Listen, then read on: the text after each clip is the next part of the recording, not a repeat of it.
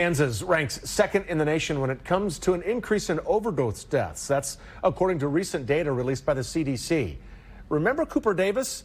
Well, just last week, we told you about this 16-year-old who died of a fentanyl overdose. KCTV5 continues our in-depth look into this fentanyl crisis. And tonight, Sharon Chen is here to take us to the source of this deadly epidemic and what one Kansas lawmaker is trying to do about it. Sharon? Hi, Caroline and Brad. That source is in Mexico, where drug traffickers are taking fentanyl from China and then they're mixing it into other drugs. Well, one local lawmaker took a team of sheriffs to the U.S.-Mexico border to see firsthand how drugs move from the border into our communities.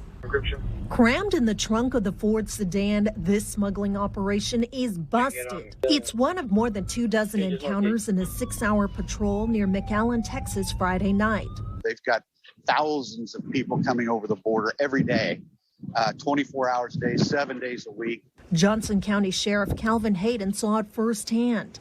He's part of a 3-day tour with Kansas U.S. Senator Roger Marshall. It's one thing to talk about it. It's another thing to watch movies, but to come in here and interact with the officers themselves. The group traveled to the U.S.-Mexico border to meet with officials and law enforcement working the front lines to learn and gain a better understanding of the drug crisis raging at home. Every day almost we're having overdoses from fentanyl or any other drug that they're using that's laced with fentanyl. The drugs that are causing problems in our area, most of them are coming up from the southern border. And there's plenty coming in. According to U.S. Customs and Border Protection agencies, more than 50,000 pounds of illicit drugs last year. The largest increase was in fentanyl. In 2021, the amount of fentanyl seized was 11,200 pounds. In 2022, a third into the year, you can see we're already on track to top last year's numbers. These pictures show recent busts made by Texas state law enforcement.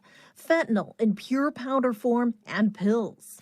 What Senator Marshall is holding in his hands is just what was confiscated at the Hidalgo Bridge Saturday. They're making precursors in China. They're bringing it to Mexico, working hand in glove with the cartel to put the finishing touches on it. Then the cartel uses innocent migrants to move the drugs. So what happens is the cartel brings these folks, families and children across the border. These people who pay thousands of dollars for a chance at a better life in the U.S. serve as their drug mules. They will use some children as shields especially. So they'll have the children smuggle it across.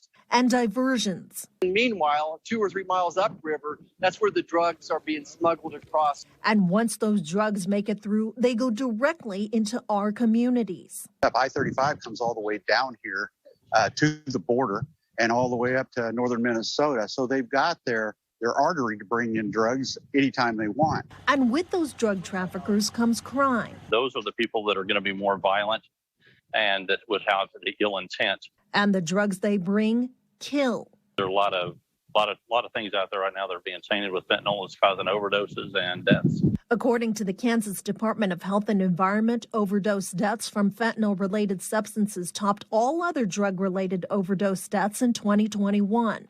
A 54% increase year over year attributed to fentanyl. If it wasn't for Narcan, we would have had hundreds of deaths by now.